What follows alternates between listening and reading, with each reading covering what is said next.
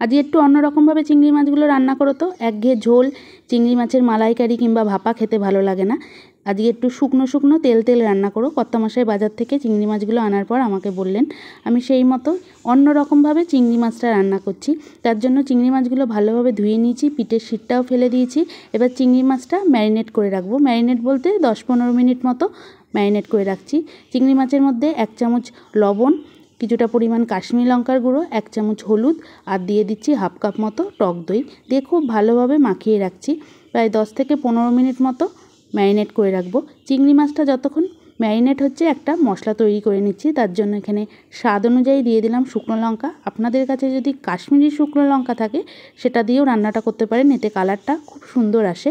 তারপর ছোটো চামচের 1 চামচ জিরে, 1 চামচ ধনে, তারপর দিয়ে দিচ্ছি কিছুটা পরিমাণ গোলমরিচ, গোটা গোলমরিচ দিলাম। তারপর দিয়ে দিচ্ছি ছোটো চামচের 1 চামচ কালো সর্ষে, তারপর এই 10-12 দানা গোটা মেথি দিয়ে গ্যাসে কড়াই বসিয়ে দিলাম। তারপর কিছুক্ষণ মতো ভেজে নিচ্ছি। ভাজার গন্ধ হওয়া পর্যন্ত অপেক্ষা করতে হবে না, যাতে মশলাটা ভালোভাবে গুঁড়ো হয় সেই রকমভাবেই ভেজে নিচ্ছি। এবার মশলাটা ঠান্ডা হয়ে গেছে, মিক্সির জারে দিয়ে দিচ্ছি। মিক্সির জারে দিয়ে আগে শুকনোই গুঁড়ো করে নেব।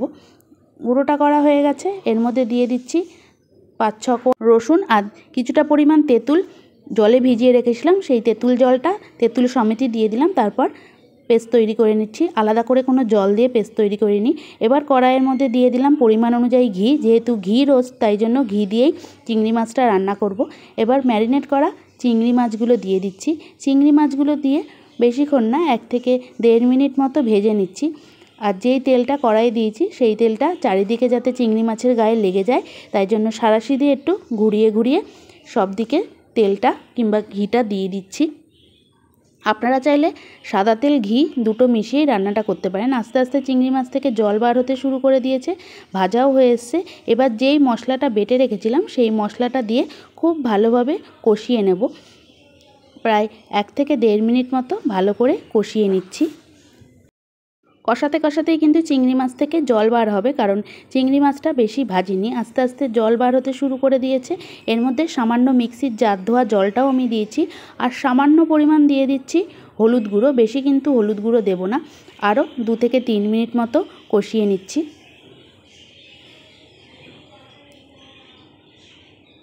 এবার এর মধ্যে দিয়ে দেবো স্বাদ অনুযায়ী লবণ। যেহেতু লবণ দিয়ে ম্যারিনেট করে রেখেছিলাম তাই এখন একটু কম পরিমাণেই লবণ দিচ্ছি। লবণটা দিয়ে আরও কিছুক্ষণ মতো কষিয়ে নিচ্ছি।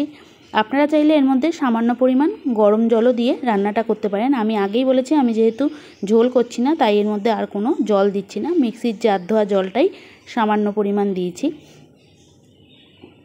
2 থেকে 3 মিনিট মতো রান্না করার পর এর মধ্যে দিয়ে দেবো সামান্য পরিমাণ চিনি। যেহেতু তেঁতুল দিয়েছিলাম তাই ছোটো চামচের 1 চামচ মতো চিনি দিয়েছিলাম। এই রান্নাটা একটু টক ঝাল মিষ্টি খেতে হয়। চিনি দেওয়ার পর এর মধ্যে দিয়ে দিচ্ছি ছোটো চামচের 1 চামচ মতো ঘি। চিনি আর ঘিটা দিয়ে 1 থেকে 1.5 মিনিট মতো খুব ভালোভাবে মিশিয়ে নিচ্ছি, যাতে চিনিটা ভালো করে গলে যায়। এবার গ্যাস বন্ধ করে দিয়েছি। তাহলে তৈরি হয়ে গেল কর্তামশাইয়ের আবদারে চিংড়ির ঘি রোস্ট। আশা করছি রান্নাটা আপনাদের ভালো লাগলো।